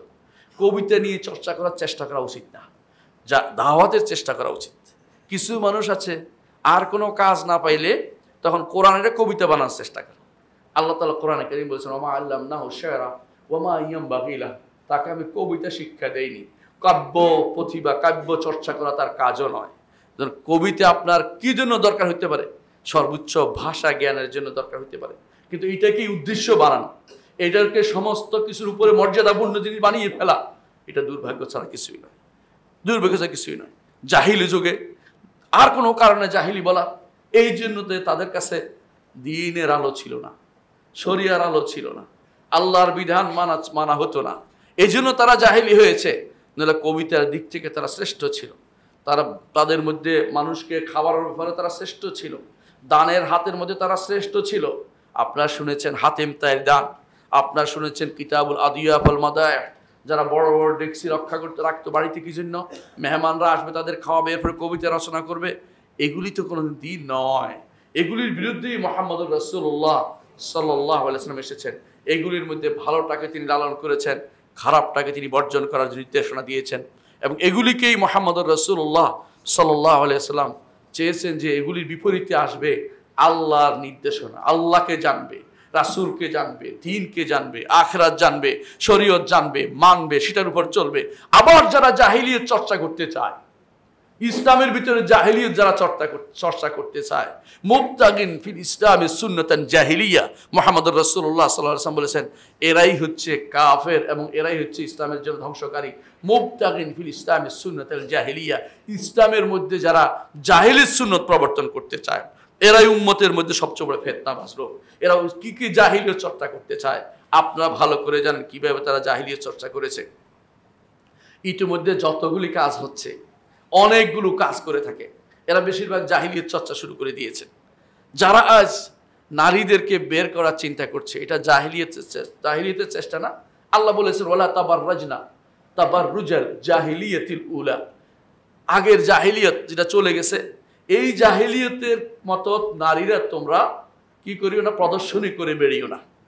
আর আপনারা বলতেছেন, নারীরা বলতেছে থাকবো না গো বদ্ধ ঘরে, থাকবে না গো বদ্ধ ঘরে। ভুল আছে, বুঝলাম আপনাদের কাছে এটা ভুল মনে হচ্ছে, কিন্তু আপনি কি মনে করেন যে বদ্ধ ঘরে থাকার জন্য আল্লাহ নির্দেশ দিচ্ছে আপনাকে? রাসূলুল্লাহ সাল্লাল্লাহু আলাইহি ওয়াসাল্লাম নির্দেশ দিচ্ছেন সেটা। আল্লাহ কি বলছেন? ওয়াকারনা ফি বুয়ুতিকুন্না, তোমরা তোমাদের ঘরে অবস্থান করো। রাসূল বলেছেন একজন নারী যখন ঘরে থাকে তখন ভালো থাকে, সবচেয়ে আপন প্রকোষ্ঠে যখন থাকে তখন সে বেশি শুদ্ধ থাকে। এরপর যখন সে যতটুকু বের হয় ততটুকু শয়তান তার প্রতি উকি মারে। এটা আমার কথা নয়, সাইয়্যিদুল খালক মুহাম্মদুর রাসূলুল্লাহ সাল্লাল্লাহু আলাইহি ওয়াসাল্লাম। আপনি শরীয়ত জানেন না বলে, দ্বীন জানেন না বলে আপনি উল্টা দিকে রওনা হয়েছেন, আপনাকে আটকাবে কে? আপনি মনে করছেন যে আমি এখন, বয়স আমার 6, আটকাবে আমাকে কে? আপনি বড় করে নোটিশ দিয়ে বসছেন, বিশাল করে সাইনবোর্ড দিয়ে বসছেন, মানে আপনি 6 বছর হলে আটকানোর কথা নেই। আপনাকে তো ধ্বংস করার এগুলি মন্ত্র দেওয়া হচ্ছে, আপনাকে ধ্বংস করার মন্ত্র দেওয়া হচ্ছে। মুসলিম সেটা বলতে পারে না। মুসলিম বলবে হ্যাঁ প্রয়োজনে বের হবে, তার কোনো খাবার নেই তাহলে সে কাজ করতে বের হবে, আলাদা কথা। কিন্তু অবশ্যই শালীন, অবশ্যই যে পোশাক পরে শরীয়ত অনুমোদন করেছে এর বাইরে সে বের হইতে পারে না, অবশ্যই প্রদর্শনী করে বেড়াতে পারে না। কারণ ইসলামেও মানুষ বের হতো কিন্তু প্রদর্শনী করে বেড়াতো না। প্রদর্শনী করানোর জন্য বা তথাকথিত প্রেম প্রীতি করার জন্য যারা আজ সন্তানদেরকে বিভিন্ন কলেজে ইউনিভার্সিটিতে ভর্তি করাচ্ছেন, প্রত্যেকেই দায়ুসিপনাকে প্রশ্রয় দিচ্ছেন। আপনার সন্তান যতটুকু অন্যায় করে বেড়াচ্ছে অতটুকু আপনার কাঁধে আসবে, কারণ আপনি অন্যায়ের কারণ হয়েছেন, অন্যায়ের কারণ হয়েছেন। আপনার বোঝা দরকার যে আপনার সন্তান যদি দ্বীন না মানার মতো টেন্ডেন্সি হয় তাকে আর পড়ানোর দরকার নেই, তাকে ঘরে রেখে ঘরে দিয়ে দেওয়া দরকার। সন্তানকে দ্বীনের উপর বড় করা আপনার উপর ফরজ, একটা নারীকে দ্বীনের উপর বড় করা আপনার জন্য ফরজ। আজ অবস্থা এমন দাঁড়িয়েছে, যুবকরা বিয়ে করতে চায় না, ভালো মেয়ে নাই বলে, আবার ভালো মেয়ে খোঁজে যে ভালো ছেলে নাই। এরা নিশ্চয়ই নষ্ট হয়ে গেছে। সবাই যেন আজ নষ্টের ভিতরে ভালো মানুষ খুঁজে বেড়াচ্ছে, তাও অনেক কষ্ট করে তারা মাইক্রোস্কোপ দিয়ে খুঁজছে যে কোথায় ভালো মানুষ পাওয়া যায়। এরকম অবস্থা তৈরি হয়েছে কেন? সেটা এই কারণে যে আল্লাহ এবং তার রাসূলের বিরুদ্ধে আমরা চলি, কোরআন এবং সুন্নাহর নির্দেশনা বাইরে আমরা চলি। এসবই হচ্ছে জাহালত, জাহিলিয়াকে টেনে আনছি আমরা। এই জন্য জাহিলি যুগের সেই চিন্তা চেতনা আমরা কাজে লাগাচ্ছি। যারা আজ ছেলেকে মেয়ে, মেয়েকে ছেলে বানাচ্ছে, অথবা ছেলে ছেলে বিয়ে, মেয়ে মেয়ে বিয়ে, তথাকথিত সমকামিতা প্রমোট করছে, এরা জাহিলি যুগকে ছাড়িয়ে গেছে। জাহিলি যুগে এটা হতো না। একজন সাহাবী বলছেন, আমি দেখেছি জাহিলি যুগে কিছু বানর মিলে আরেক বানরকে পাথর মেরে হত্যা করছে। আমি বুঝতে পারলাম তারাও বুঝেছে যে এটা তাদের কাছেও গ্রহণযোগ্য না। তাহলে বুঝতে পারেন যে তাদের কাছেও তারা এটাকে মেনে নিয়েছে, তো তাদের উপর শরীয়ত নেই, তারপর সেটা মেনে নিয়েছে, তারাও মেনে নিয়েছে। এর অর্থ হচ্ছে জাহিলি যুগও মানুষের ভিতরে অন্তত কিছুটা ঈমান বোধ ছিল, বা মানুষের মধ্যে কিছুটা হায়া ছিল, লজ্জা ছিল। আর এখন নির্লজ্জ হয়ে গেছে সমাজটা। আপনার সন্তান কিভাবে সেটা করতে পারে, আপনার অধীনস্থ প্রজারা কিভাবে সেটা করতে পারে, আপনার অধীনস্থ লোকেরা কিভাবে সেটা করতে পারে, আপনার দায়িত্ব বহন করতে হবে। আপনি মনে করেছেন আপনি পার পেয়ে যাবেন, তা নয়। মরার পরপরই আপনাকে জবাবদিহি করতে হবে। মুহাম্মদ রাসূলুল্লাহ সাল্লাল্লাহু আলাইহি ওয়াসাল্লাম জন্য বলেছেন, যদি কেউ জানতো যে বিচার করা এবং মানুষের বিচার করার ক্ষেত্রে কি, বিচারক হওয়ার ক্ষেত্রে কি বিপদ আছে, তাহলে সে বলতো আমি যেন কারোর জন্য বিচারক, দুইজনের মধ্যে বিচারক না হই। এটা সে দুনিয়াতে কামনা করবে। কারণ একজন শুধু বিচারকের কথা বলা হয়েছে, একজন শাসকের জন্য আরো কঠোর হওয়া দরকার। শাসক যদি কোনো নারীদেরকে নিয়ে বেরিয়ে পড়ে, শাসক যদি কোনো নারী হয়ে যায়, শাসক যদি কোনো শরীয়তের বিরুদ্ধে চলে, সেখানে আর কারো কিছু বলার থাকে না। কারণ সে নিজেই জাহান্নামের পথ নিজের জন্য, অন্যের জন্য উন্মোচন করে বসে আছে। আমি দোয়া করি আল্লাহ যেন সবাইকে দিনের দিকে ফিরিয়ে দেন। এই যে জাহালত, মূর্খতা, এর পরিণতি কত ভয়াবহ। এর মাধ্যমে অনেকেই চায় এই জাহালত দিয়ে ভালো করতে। ভালো করা বুঝেন কিনা? অনেকেই জিজ্ঞাসা করে আপনি কেন করছেন? বলতে আমি তো ভালোই চাচ্ছি। ভালোই চায় তারা, কিন্তু প্রত্যেক ভালো যে চায় সে ভালো পায় না। ভালো পেতে হলে আল্লাহ এবং তার রাসূলের অনুসারী হতে হবে। ভালো পেতে হলে আল্লাহ এবং তার রাসূলের পথে চলতে হবে। অন্য কোনো পথে ভালো নেই, অন্য কোনো পথে ভালো থাকতে পারে না। অনেককে আপনি দেখবেন অমুক তন্ত্র তমুক তন্ত্র চালু করে দিয়েছে, প্রকাশ্যে বলে বেড়াচ্ছে এটা কিছুই না। তার অন্তরের ভিতরে শয়তান ঢুকেছে, তার অন্তরের ভিতরে তার কুপ্রবৃত্তি ঢুকেছে। সে কুপ্রবৃত্তি লালন করছে এবং সে নিজের প্রবৃত্তির দাস হয়ে গেছে। এই জন্য সে বুঝতে পারছে না আল্লাহ এবং রাসূলের নীতির বিরুদ্ধে কোনো নীতিকে প্রমোট করা যায় না, কোনো নীতিকে বাস্তবায়ন করা যায় না। এটা সে জানতে চায় না। সে মনে করছে ভালো করছে, অথচ সে নষ্ট করছে। কারণ ফেরাউন ছিল সবচেয়ে বড় শয়তান। ফেরাউন কি বলছে দেখেন মুসা আলাইহিস সালামকে, ইন্নী আখাফু আন ইউবাদদিলা দীনাকুম আও আন ইউযহারা ফিল আরদিল ফাসাদ, যে দারুনি আক্তুল মুসা, আমাকে ছাড়ো, আমি মুসাকে হত্যা করব। কেন? আমার ভয় হচ্ছে, আশঙ্কা হচ্ছে তোমাদের সমাজের সুন্দর সমাজটা নষ্ট করে ফিতনা ফাসাদ ছড়িয়ে দিবে। ফেরাউন ভয় করছে, উল্টা বলতেছে মুসাকে ফিতনা ফাসাদ ছড়িয়ে দিবে। ইন্নাহু কানা আলিয়াম মিনাল মুফসিদিন, আল্লাহ বলতেছে মুফসিদদের মধ্যে আলী, বড় মুফসিদ, সবার চেয়ে বড় মুফসিদ ছিল কে? ফেরাউন। সে অন্যকে, ইমানদারদেরকে বলতেছে ফিতনা ফাসাদ ছড়িয়ে দিচ্ছে। আজও তাই হয়। ইমানদার যদি দাড়িওয়ালা হয় তার বিরুদ্ধে ষড়যন্ত্রের অভাব হয় না। ইমানদার যদি নামাজি হয় তার বিরুদ্ধে বহু লোকে ষড়যন্ত্র করে। ইমানের কথা যারা টিকে থাকে, হক কথা বলে, তাদের মধ্যে আবার ইমানদার নামধারীরাও আবার তার বিরুদ্ধে লেগে যায়। এটাও আপনি পাবেন। এরাও দেখবেন আপনাদের, আমরাও তো ইমানদার। দাড়িওয়ালা পুলিশও দেখবেন আপনার বিরুদ্ধে অন্যায় কাজ করেছে, মারতেছে আপনাকে। দাঁড়িয়ে থাকলেই আপনি মনে করেন না ইমানদার হয়ে গেছে, কারণ অনেকগুলো কাজ এখনো বাকি আছে। অন্তরে ইমান ঢুকেনি, বাইরে ঢুকেছে। ওয়ালাম্মা ইয়াদখুল ঈমান ফি কুলুবিকুম, তোমাদের অন্তরে এখনো ইমান ঢুকে না, এটা আল্লাহ বলছেন। সুতরাং অনেকে আছে মূর্খতার কারণে সে ভালো করতে যেয়ে খারাপ করে ফেলে। অনেকে আছে মূর্খতার কারণে নিজে ভালো মানুষদেরকে খারাপভাবে চিত্রায়িত করতেছে। অনেকে আছে মূর্খতার কারণে সমাজের যিনি সম্মানিত ব্যক্তি তাকে খারাপ পথে, খারাপভাবে তাকে চিত্রায়িত করছে। কিন্তু তার পেশার মূর্খতা ছাড়া কিছুই নয়। কিন্তু আল্লাহ তাআলা যাকে সম্মান দিবেন তার সম্মান অবশ্যই বজায় থাকবে। সম্মানিত মুসলিয়ানে কেরাম, সবচেয়ে বড় জাহালত হলো সবচেয়ে বড় মূর্খতা হলো যেই ব্যক্তি রব্বুল আলামিনকে শিখে নেয়, জানে নাই। এবং সবচেয়ে বড় জাহালাতের মধ্যে আরেক 2 নম্বর হচ্ছে যে ব্যক্তি নবী সাল্লাল্লাহু আলাইহি ওয়াসাল্লামকে জানে নাই। আপনি দেখবেন অনেককে মুহাম্মদ রাসূলুল্লাহ সাল্লাল্লাহু আলাইহি ওয়াসাল্লামের সিরাত পড়ে নাই, সারা জীবন বিভিন্ন জিনিস পড়ে বেড়াচ্ছে, দুনিয়ার যত কঠিন কঠিন বই পড়তেছে, ওই কঠিন বই যে রচনা করছে সে হয়তো বুঝে নাই, এ কষ্ট করে নতুন নতুন তথ্য বের করতেছে, এর থেকে বেহুদা কাজ করতেছে, সময় নষ্ট করতেছে। জীবনের প্রতিটা মুহূর্তের দিন আল্লাহর কাছে জবাবদিহি করতে হবে। ওই কঠিন বই কেন পড়তে যাবো, কি জন্য? আল্লাহ যেটা সহজ করে দিয়েছেন, ওয়ালাকাদ ইয়াসসারনাল কুরআন লিযিকরি ফাহাল মিন মুদ্দাকির, কোরআন কোনদিন পড়ে দেখে নাই, পড়তেও পারে না। আল্লাহ রসুল হাদিস পড়ে নাই, পড়তেও জানে না, শিখতেও আগ্রহ নাই, এবং সে মুহাম্মদ রাসূলুল্লাহ সাল্লাল্লাহু আলাইহি ওয়াসাল্লাম জানেও না। অথচ অমুক শত অমুক সব পৃথিবীর যত কাফেরদের ইতিহাস এবং তাদের জীবনের সম্পর্কে মুখস্থ করে বসে আছে। এমন অনেক পণ্ডিতকেও পাবেন যাকে একটা প্রশ্ন করলে পৃথিবীর যত পণ্ডিতদের জীবনী দিয়া, ওদের বক্তব্য দিয়ে এমন জিনিস দিবে আপনি বোর হয়ে যাবেন, কি বলছে তো বুঝি টুঝি না কিছুই।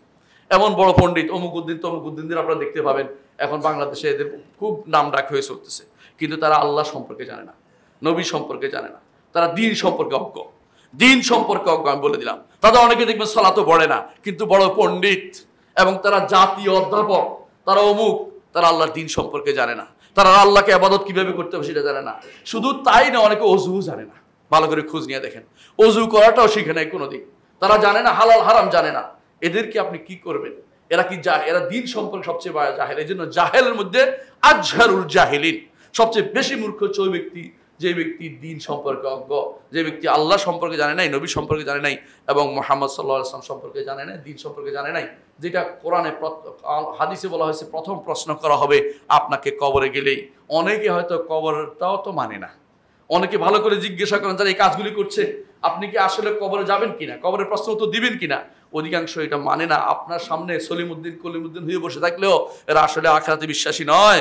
এরা অবশ্যই তারা কবর আযাব সম্পর্কে জানে, আযাব কি হবে সেটাও তারা শিখতে চায় না, শুনতেও চায় না। আপনি বললে আপনাকে আরো 13 ঘাটের পানি খাওয়াই দিবে, অর্থাৎ 12 ঘাট দেখাই দিবে যে আপনি কেন এটা করতে যাচ্ছেন। এদের মধ্যে অনেকে তার নিজের মর্যাদা জানে না, তার আমল করতে জানে না, তাদের পরিণতি কি হবে সেটা সম্পর্কে জানে না। এরা সব কিছু মনে করে, যে কোনো জিনিসে উল্টা ভাবতে শুরু করে। যদি হুজুর এটা বলছে উল্টাটা করতে হবে, তারা মনে করে কোরআন এটা বলছে উল্টাটা করতে হবে, তার টেন্ডেন্সি হয়ে দাঁড়িয়েছে।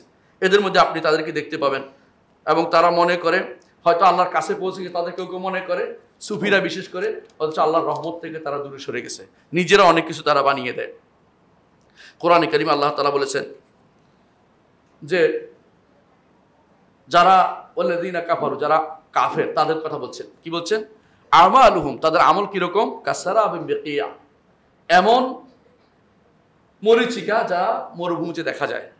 ইয়াহসাবুহু যামআনু মান, তারা মনে করে, তার পিপাসার্থে কি মনে করে? এটা পানি, দৌড়াতে থাকে, যত দৌড়ায় পানিও তত দূরে চলে যায়। এরপরে কি হয়? এক সময় জীবন শেষ হয়ে যায়, আল্লাহ তাআলা তার জীবনটা নিয়ে নেয়। কোরআনে কারিমে আল্লাহ তাআলা পুরোপুরি এটা উল্লেখ করেছেন যে কাসারাবিন বিকিয়াতিন ইয়াহসাবুহু যামআনু মা হাত্তা ইযা জাআহু লাম ইয়াজিদহু, যতই দৌড়ায় পানি পায় না। ওয়াজিদাল্লাহু ইনদা, এক সময় এসে আল্লাহ তার মৃত্যু যেটা লিখে দিয়েছেন মৃত্যু হয়ে যায়, কিন্তু আমল নামায় কিছু যুক্ত হয় না, কারণ যেটা সে পানি মনে করছে পানি না, যেটা সে তার জীবনকে উন্নত করে মনে হচ্ছে উন্নত না। জীবনকে উন্নত করার জন্য দেশের বাইরে বিশাল প্রপার্টি কিনেছে, জীবনকে উন্নত করার জন্য ছেলেদেরকে কাফের কুফরি কাফালা পড়াইছে, জীবনকে উন্নত করার জন্য কাফের দেশে তাদেরকে নাগরিকত্ব দিয়ে পাঠিয়ে দিয়েছে, জীবনকে উন্নত করার জন্য সুদ খাওয়ার ব্যবস্থা করে দিয়েছে দেদারসে, জীবনকে উন্নত, জীবনে তথাকথিত উন্নতির নাম দিয়ে অবনতির চেষ্টা করেছেন, এবং এই অবস্থায় আপনার দুনিয়ার জীবনের পুঁজিটুকু শেষ হয়ে গেছে। আল্লাহ তাআলা আপনাকে নিয়ে গেছেন। আল্লাহ তাআলা বলছেন ফাওয়াফা হিসাব আল্লাহু সারিউল হিসাব। আল্লাহ তাআলা আরো বলছেন কুল হাল নুনাব্বিউকুম বিল আখসারিনা আমালা, আমরা কি আপনাকে জানিয়ে দিব না ওই ব্যক্তি ওদের সম্পর্কে যারা আমল করে ক্ষতিগ্রস্ত হচ্ছে। আমল করে না তা নয়, কি আমল করে? সারাদিন বিল্ডিং বানায়, সারাদিন বিভিন্ন পরিকল্পনা আটে, জাতীয় লেখে বিভিন্ন কুফরি জিনিস, কুফরি অফিস পরিচালনা করছে, অনেক জাতীয় নাম দিয়ে কুফরি জিনিস পরিচালনা করছে, জীবনে কোনোদিন কাজে লাগে না। এমনকি আপনি এমন জিনিস দেখবেন জাতীয় অমুক কিছু, ওইটা কোনোদিন জাতীয় জিনিস না, ওইটা আপনার সম্পূর্ণ বিরোধী। জাতীয় জিনিস তো সেটাই হবে যেটা সমস্ত মানুষের দরকার হয়।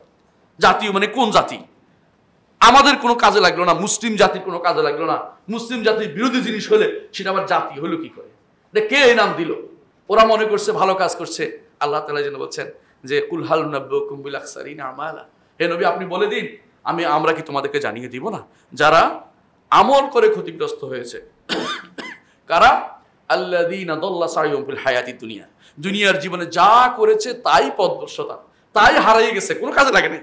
আমলনামায় কিছু যুক্ত হয় নাই, ভালো কিছু যুক্ত হয় নাই, কিন্তু খারাপটা যুক্ত হয়েছে ঠিকই, বন্ধ হয় নাই। এমন নয় যে আমল করে আপনি এটিকে আমল থেকে আপনি দূরে করতে পারেন, তা নয়। সেদিন বলবে ইয়া লাইতানি বাইনি ওয়া বাইনাহু বু'দাল মাশরিকাইন, বাইনি ওয়া বাইনাহু বু'দাল মাশরিকাইন, হায় তোমার আমলনামা আমি থেকে যেন পূর্ব এবং পাশ্চাত্যে দূরে থাকতো, আমার কাছ থেকে দূরে সরে যেত, এটা আমল যেন আমার কাছে না আসতো। কিন্তু না, আমল আপনাকে তাড়িয়ে বেড়াবে এবং আপনার পিছনে দেয়া হবে, আপনার পিছনে দেয়া হবে। তাও হাতটা পিছন দিকে, বাম হাতটা পিছন দিকে দেওয়া হবে, ইচ্ছা করলে সরাইতে পারবেন না। আমল নামা সেটা অবশ্যই উঠবে। আল্লাহ তাআলা বলেছেন ওয়াহুম ইয়াহসাবুনা আন্নাহুম ইয়াহসুনুনা সুন্নাহ, তারা মনে করছে কত ভালো কাজই না করছে। জাতীয়ভাবে যারা পালন করতেছে, লালন পালন করছে জাতীয়ভাবে যারা, এই দেশের কয়জন মানুষ লালনের দরকার? আপনি কি জানেন লালনরা মুসলিম না? অক্ষয় কুমার দত্তর বই আছে, ভারতবর্ষীয় উপাসক সম্প্রদায়, যারা পড়ে না তারা পড়া উচিত। তারা বলছে তাদেরই একটা বাম অংশের মধ্যে একটা শাখা হচ্ছে লালন শাখা। এরা কর্তা ভজা, এরা হচ্ছে সবচেয়ে নিকৃষ্ট জিনিস দিয়ে তারা সিদ্ধি লাভ করতে চায়, যেগুলি কোনোদিন বিবেকে কোনোদিন সায় দেয় না, যেগুলি কোনো সুস্থ বিবেক কোনোদিন মানতে পারে না। আর আপনি জাতীয়ভাবে পালন করছেন সেটা। আপনি কি আমাকে কি বানাতে চান? সবাই আমরা পাগল হয়ে যাই, সবাই বুধ হয়ে যায়, আর আপনি দেশের উপর দিয়ে যা ইচ্ছে তা পরিচালনা করবেন। যুবকদেরকে আপনি ধ্বংস করতে চান, এই জন্য এটা করতে চাচ্ছেন। কিসের ভিত্তিতে এটা জাতীয় হলো? এটা শয়তানের আখড়া ছাড়া কিছুই নয়। কোনোদিনই তারা মুসলিম ছিল না। লালন হলে কেউ মুসলিম থাকতে পারে না, কারণ তো হিন্দুদের একটা শাখা। ভালো করে আপনার জানা উচিত, যেই লোকের বাবার পরিচয় নেই, যে লোক সারাদিন গান গেয়ে বেড়াতো, যে লোকের গানের কোনো অর্থ সারাদিন করলেও কিছু খুঁজে পাবেন না, যে লোক ওয়াহদাতুল উজুদ বিশ্বাসী, সর্বস্বরবাদে বিশ্বাসী, আল্লাহ বলতে কিছুতে মানতো না, রাসূল মানতো না, কাবা মানতো না, হজ মানে না, কিছুই মানে না, সে আপনার আনন্দের জায়গা কেমনি হয়? তো শয়তানের জায়গা। সেটাকে আপনি কিভাবে আপনি গুরুত্ব দিতে পারেন? কারণ আপনি মনে করছেন যে ভালো কাজ করতেছেন, ভালো কাজ সেটা হয় নাই।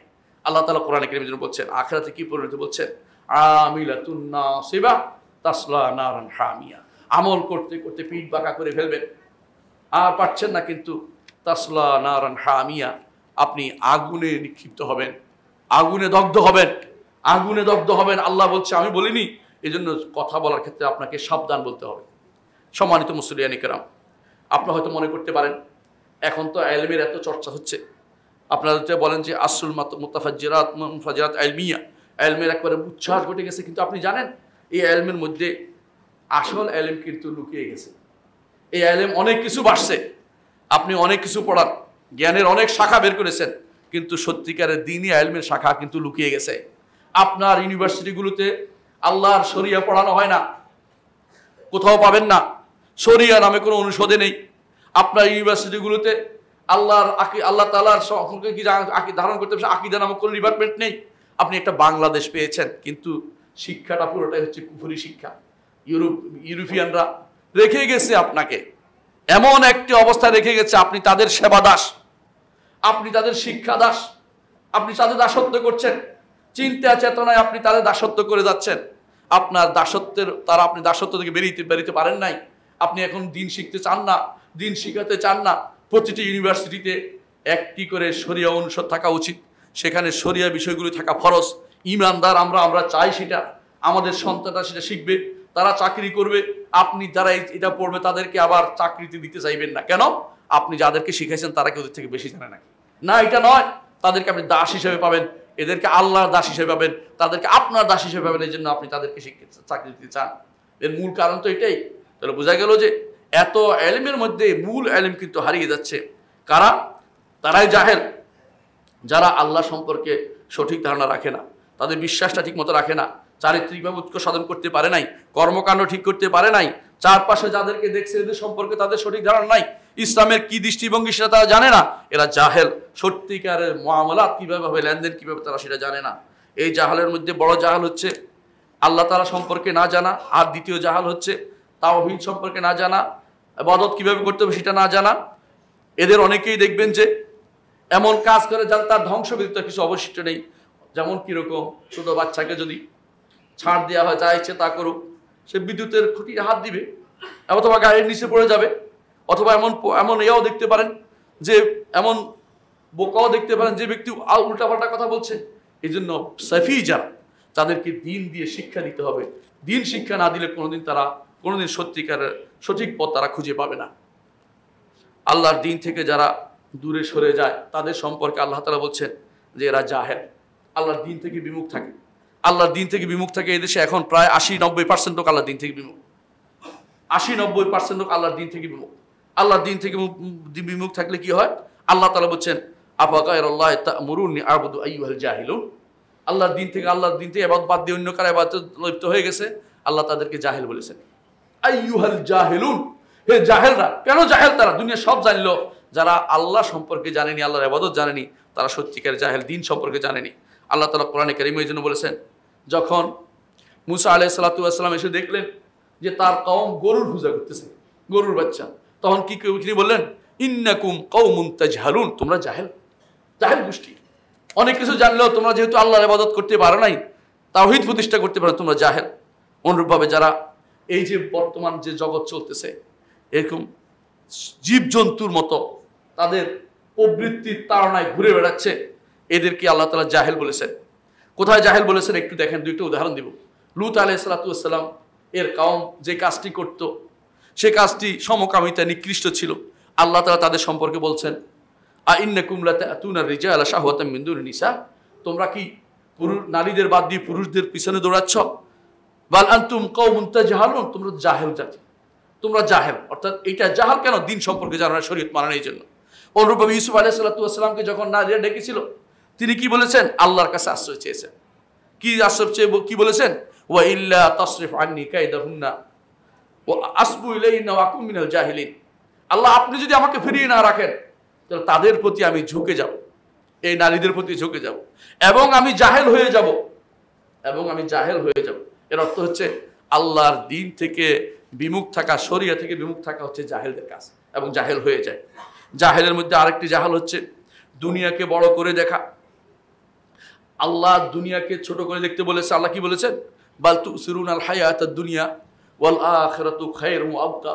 এরা দুনিয়াকে বড় করে দেখে, দুনিয়াকে সবকিছু মনে করে বসেছে, আখিরাতের চিরস্থায়ী জীবনকে যারা ভুলে বসে তারাই জাহেল।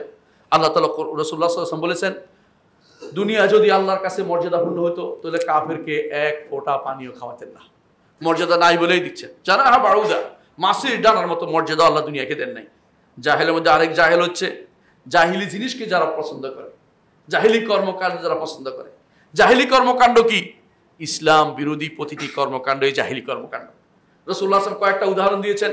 তিনি বলছেন 4টি জিনিস আমার উম্মত জাহিলি জিনিসের 4টি জিনিস ছাড়বে না। একটি হচ্ছে বংশ নিয়ে গর্ব করা, আরেকটা হচ্ছে আরেকজনের বংশের ফোড়ন কাটা, আরেকজন হচ্ছে আকাশের তারকা নিয়ে পানির ব্যবস্থাপনা চিন্তা করা, আরেকটা হচ্ছে বিলাপ করে কাটা। রাসূলুল্লাহ সাল্লাল্লাহু আলাইহি ওয়াসাল্লাম যেটা বলেছেন সেটা আমরা স্পষ্ট দেখতে পাচ্ছি।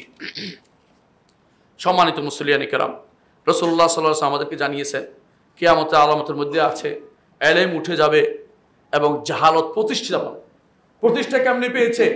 এই সমস্ত বিভিন্ন ইউনিভার্সিটির বিভিন্ন ডিপার্টমেন্টের মাধ্যমে প্রতিষ্ঠা পাচ্ছে। নতুন নতুন অনার্স ডিগ্রিদারি বেরোচ্ছে। ওরা ওইটাকেই ভালো মনে করবে, ওরা কোনোদিন বলবে না। ওদের বিরুদ্ধে বলে দেখেন, আপনাকে তারা তুলোধুনো করে ছাড়বে যে আমাদের শিক্ষার বিরুদ্ধে কথা বলেন। তোমার শিক্ষাতে ভুল, তোমাকে কে জানাবে? তোমাকে তো আমাকেই জানাতে হবে তোমার শিক্ষা ভুল। রাসূলুল্লাহ সাল্লাল্লাহু আলাইহি ওয়াসাল্লাম বলেছেন, আরেকটা হাদিসে তিনি বলেছেন যে অচিরেই কিছু বছর আসবে যেগুলি মানুষকে ধোঁকা দিবে। সানাওয়াতুন খাদ্দাআত, ধোঁকা দেওয়ার মতো কিছু বছর আসবে। ইউসাদ্দাকু ফিহাল কাযিব, তাতে মিথ্যাবাদীকে সত্যবাদী বলা হবে। ওয়া ইউকাদ্দাবু ফিহাস সাদিক, সত্যবাদীকে মিথ্যাবাদী বলা হবে। ওয়া ইউতামানু ফিহাল খায়ন, যে খেয়ানতকারী তারা আমানতদার বানানো হবে। বুঝছেন তো? ব্যাংকের আমানত যাকে দেশে কি করছে বাদ করে খোঁজ নিয়ে দেখেন। ওয়া ইয়াখুনু ফিহাল আমিন, আমানতদারকে খায়েন বলা হবে। ওয়া ইয়ানতাকু ফিহি রুয়াইবেদা, এটা আমার উদ্দেশ্য বলা। এবং সেখানে এমন লোক রুয়াইবেদারা কথা বলবে। রাসূলুল্লাহ সাল্লাল্লাহু আলাইহি ওয়াসাল্লাম বলেন, রুয়াইবেদাকে জিজ্ঞাসা করা হলো, রাসূল বললেন, আর রাজুলুত তাফিহ ইয়াতাকাল্লামু ফি আমরিল আম্মা, যার কোনো শারঈ মূল্য নাই, সে মানুষের জনকল্যাণ জনগণের ব্যাপারে কথা বলে। বুঝেন কথা? আজ যারা নির্বাচনে দাঁড়াচ্ছে, ভালো করে খোঁজ দেন, ওমরের সময় থাকলে তাদের কি থাকতো বলেন তো? তাদের কেমন পিটন পিট নিত? তাদের যারা আজ নির্বাচনে দাঁড়াচ্ছে, ওমরের সময় থাকলে কি করতো? ওসমানের সময়, আলীর সময়, এদের কি কোনো সামান্যতম এই মূল্য আছে? যারা নামাজ পড়ে না, দিন মানে না, শরিয়া মানে না, আল্লাহর বিধান মানে না, আল্লাহর বিধানকে তারা অপব্যাখ্যা করে, দুনিয়ার সামান্য ইয়াতে যাওয়ার জন্য, সংসদে যাওয়ার জন্য কোরআন হাদিসের অপব্যাখ্যা করে ভরাই ফেলে। যারা কোরআন হাদিসকে নিয়ে কোথায় পড়তে চেষ্টা করে, হ্যাঁ, কোরআন নিয়ে তাদের কারো মন্দিরে পড়তে চেষ্টা করে, তারা দুর্ভাগ্যবান, এরা দুর্ভাগা দুনিয়ার জিনিস দিয়ে আখিরাত বিক্রি করে দিয়েছেন। আল্লাহর বিধানকে কোথায় কি বলতে হবে সেটা শিখে নাই, নিজের মন মতো করে অনবরত অপব্যাখ্যা করে যাচ্ছেন। আপনি কি রুয়াইবেদা নন? আপনি রুয়াইবেদা যে জনকল কে কথা বলতে পারে মানুষের ব্যাপারে নির্ধারিত হওয়া উচিত। কিছুই জানা দিন সম্পর্কে, আজে বাজে কথা বলে বেড়ায়। দিন সম্পর্কে জানলে সে বলতে পারতো না কেউ যে আমি শরিয়া আইনি বিশ্বাস করি না। এমন কেউ যদি বলে শরিয়া আইনি বিশ্বাস করে, সে ব্যক্তি ইমানদার থাকতে পারে? আপনারাই বলেন সে কিভাবে আবার জনপ্রতিনিধি হতে পারে? জনপ্রতিনিধি এমন লোককে বানানো হচ্ছে যারা গান গেয়ে বেড়ায়। জনপ্রতিনিধি এমন লোকদেরকে বানানো হচ্ছে, নারীদেরকে, যারা কোনোদিন দুইজনের মধ্যে সমস্যার সমাধান করতে পারে না, জোর করে না সবচেয়ে নাস্তিক নিকৃষ্ট সমাজের তাদেরকে নিয়ে জনপ্রতিনিধি বানানো হচ্ছে। রাসূলুল্লাহ সাল্লাল্লাহু আলাইহি ওয়াসাল্লাম এটা বলেছেন, কিয়ামতের আগে এটা হবে। এরাই রুয়াইবেদা। এই রুয়াইবেদা সম্পর্কে আমাদের জানা উচিত। অথচ রাসূলুল্লাহ সাল্লাল্লাহু আলাইহি ওয়াসাল্লাম বলেছেন দিন উঠে যাবে আলেমদের উঠে যাওয়ার মাধ্যমে। আল্লাহ তাআলা দিনকে এভাবে উঠাবেন না, দিনকে আলেমদের উঠিয়ে নিয়ে আমাদের উঠিয়ে যাবেন। এখনো বাকিয়াতুল দিন যারা আছে তাদের ব্যাপারে আমাদের দিনের মধ্যে যারা আছে তাদের কাছে আপনাদের বসে যেতে হবে, দিন শিখতে হবে। প্রত্যেকটি মানুষ দিন শিখা ফরজ। দিন থেকে কেন মানুষ বিমুখ হয়, কয়েকটা জিনিস বলে আমি শেষ করবো। এক নম্বর হচ্ছে দিন থেকে বিমুখ হয়, এক নম্বর কারণ হচ্ছে জাহাল না, দিন থেকে এক নম্বর কারণ হচ্ছে মূর্খতা কেন প্রসার পায়। এক নম্বর হচ্ছে ইলম থেকে দূরে চলে যাওয়া। দুই নম্বর হচ্ছে আপনি দেখতে পাবেন যে দিন থেকে বিমুখ হচ্ছে এমন কিছু মানুষ যারা নিজের মধ্যে মনে করে দুনিয়ার জ্ঞানই যথেষ্ট, দুনিয়ার জ্ঞান প্রয়োজন অনুভব করে না, তাদের মধ্যে প্রয়োজন অনুভব করে না। আরেক গোষ্ঠী আছে যারা মনে করে যে দিনের দিনের দিন মানে দিন সে যে অসুস্থ, সে যে খারাপ, দিন জানে না, এটাও তার অনুভূতি নেই। আরেক গোষ্ঠী আছে অহংকার করে বেড়ায়, কেন দিন শিখবো, আমি কম শিখেছি নাকি, কম জানি নাকি। এরাও দিন থেকে বিমুখ থাকে, এরাও আল্লাহর দিন থেকে বিমুখ থাকে, এরাই দিন থেকে জাহেল হয়ে যায়। আর একটি গোষ্ঠী আছে অলস প্রকৃতির, এরাও দিন থেকে বিমুখ থাকে। আর একটি গোষ্ঠী আছে দুনিয়া পেতে চায়, বিভিন্নভাবে দুনিয়ার পাগল, এরাও দিন থেকে বিমুখ থাকে। এবং এরা বেশিরভাগই এমন একটি গোষ্ঠী যারা নিজেদেরকে কখনো হক পথে পরিচালিত হতে চায়, নিজেরা মনে হকের উপর আসে মনে করে বসে আছে। এই জন্য তারা কখনো সঠিক পথ দিনকে খুঁজে পায় না। দিনের শিখতে হলে একটু সময় দিতে হবে, দিন শিখতে হলে একটু বসতে হবে। দুনিয়া সব শিক্ষাই যিনি ওস্তাদ তার কাছে বসতে হয়। নিজে নিজে শিক্ষা অর্জন করলে সে শিক্ষায় ভুল বেশি থাকে। আপনি একটা বক্তব্য দিবেন, সে বক্তব্য আগে কেউ বলেছে কিনা দেখে নিতে হবে। নিজের পক্ষ থেকে বানিয়ে বক্তব্য দিলে সে বিভ্রান্তি ছাড়া কিছুই ছড়াবে না। আল্লাহ আমাদের বুঝার তৌফিক দান করুন। আকুলু কাউলি হাযা ওয়া আস্তাগফিরুল্লাহ লি ওয়া লাকুম ওয়া লিসাইরিল মুসলিমিন ফাস্তাগফিরুহু ইন্নাহুল গফুরুর রাহিম। ইন্নাল হামদালিল্লাহ নাহমাদুহু ওয়া নাস্তাঈনুহু ওয়া নাস্তাগফিরুহু ওয়া নাউযু বিল্লাহি মিন শুরুরি আনফুসিনা ওয়া মিন সাইয়্যাতি আমালিনা। মান ইয়াহদিহিল্লাহু ফালা মুদিল্লা লাহু ওয়া মান ইউদ্লিল ফালা হাদিয়া লাহু। ওয়া আশহাদু আল লা ইলাহা ইল্লাল্লাহু ওয়াহদাহু লা শারীকা লাহু ওয়া আশহাদু আন্না মুহাম্মাদান আবদুহু ওয়া রাসূলুহু। আম্মা বা'দ। সম্মানিত মুসলিয়ানে কেরাম, বলছিলাম আল্লাহর দিন সম্পর্কে বেশিরভাগ মানুষ কি যে সমস্ত কারণে মুখ ফিরিয়ে নিয়েছে দিন থেকে, জাহেল হয়ে গেছে, কারণগুলি কি আমরা উল্লেখ করছিলাম। মনে রাখবেন দুনিয়াতে যত ফিতনাতে মানুষ পতিত হয়েছে এর কারণ দুইটি। একটা হচ্ছে সে জাহেল, একটা হচ্ছে জালেম। সে জাহেল এবং জালেম। জাহেল হচ্ছে না জেনে করা, জালেম হচ্ছে জেনে বুঝে করা। যতগুলি ফিতনায় মানুষ পতিত হয়েছে জালেম অথবা জাহেল। আমরা যে জেনে বুঝে পড়েছে সেটা ইবলিসের দোষণ। আর যে ব্যক্তি না জেনে করেছে সে তওবা করে ফিরে আসবে, এটি আমরা চাই। কোরআনে কারিমে আল্লাহ তাআলা বলেছেন ইন্না আরাদনাল আমানাতা আলাস সামাওয়াতি ওয়াল আরদি ওয়াল জিবালি ফাআবাইনা আন ইয়াহমিলনাহা ওয়া ইয়াশফাকনা মিনহা ওয়া হামালাল ইনসানু ইন্নাহু কানা যালুমান জাহুলা। আমানতকে তিনি পেশ করেছেন, পাহাড় পর্বতে সবকিছুর উপরে কেউ নেয়নি। আমানত নিয়েছে কে? আমানত নিয়েছে মানুষ। কারণ সে জালিম এবং জাহুল, সে পরিণতিও জানে না এবং সে আবার জুলুমও করতে চায়, দুইটাই। এই জন্য আমাদের আজ মুসলিম সমাজটা একটু তাকিয়ে দেখুন, হয় জাহেল না জালেম, এর বাইরে নেই। জালুম এবং জাহুল নিজে দিন সম্পর্কে জানে না, আবার জানলেও কেউ অপব্যাখ্যা করে দিনকে ভিন্ন পথে পরিচালিত করছে। এর থেকে যদি বেরিয়ে আসতে হয় নবী রাসূলদের পথে আমাদের চলতে হবে। আল্লাহ যেন আমাদেরকে সেই পথে পরিচালিত করেন, এই দোয়া আমরা করি। আল্লাহ ওয়া সাল্লু আলা সাইয়্যিদিল বাশারিয়া মুহাম্মদ ইবনে আবদুল্লাহ।